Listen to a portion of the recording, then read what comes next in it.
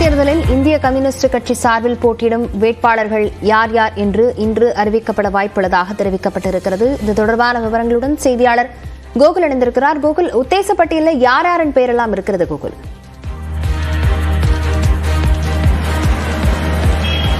திமுக கூட்டணியில் ஏற்கனவே Marxist communist கட்சி மற்றும் இந்திய யூனியன் முஸ்லீம் லீக் ஏற்கனவே வேட்பாளரை அறிவித்துள்ள நிலையில் இந்திய கம்யூனிஸ்ட் கட்சி 2 தொகுதிகள் திமுக கூட்டணியில் ஒதுக்கப்பட்டிருக்கிறது. குறிப்பாக நாகப்பட்டினம், திருப்பூர் இந்த 2 தொகுதிகளுக்கான வேட்பாளர்களை தேர்வு செய்ய மாநில குழு கூட்டமானது இன்னும் சற்று நேரத்தில் இந்திய கம்யூனிஸ்ட் கட்சியுடைய அலுவலகத்தில் நடைபெற இருக்கிறது. ஏற்கனவே வெற்றி பெற்ற 2 வேட்பாளர்களும் அதேபோல அந்த பகுதியைச் சேர்ந்த மாவட்ட செயலாளருடைய பெயர்கள் எல்லாம் இந்த மாநில குழு கூட்டத்தில் பரிசீலனை செய்யப்பட இருப்பதாக கூறப்படுகிறது.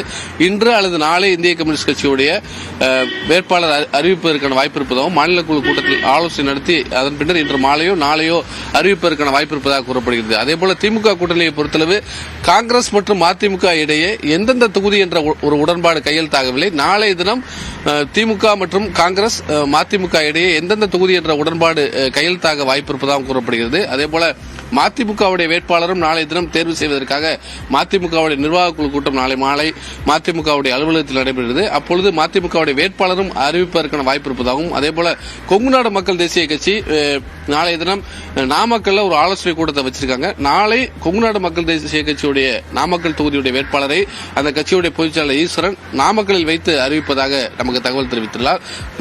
திமுக மற்றும் காங்கிரஸ் இடையே இருக்கக்கூடிய இழுபறிக்கு இன்றைய தினம் ஒரு முற்றுப்புள்ளி வைக்கப்பட்டு நாளை எந்தெந்த தொகுதி என்ற ஒரு முழுமையான ஒப்பந்தமும் கையெழுத்தாக வாய்ப்பு இருப்பதாக கூறப்படுகிறது. லாவணியா,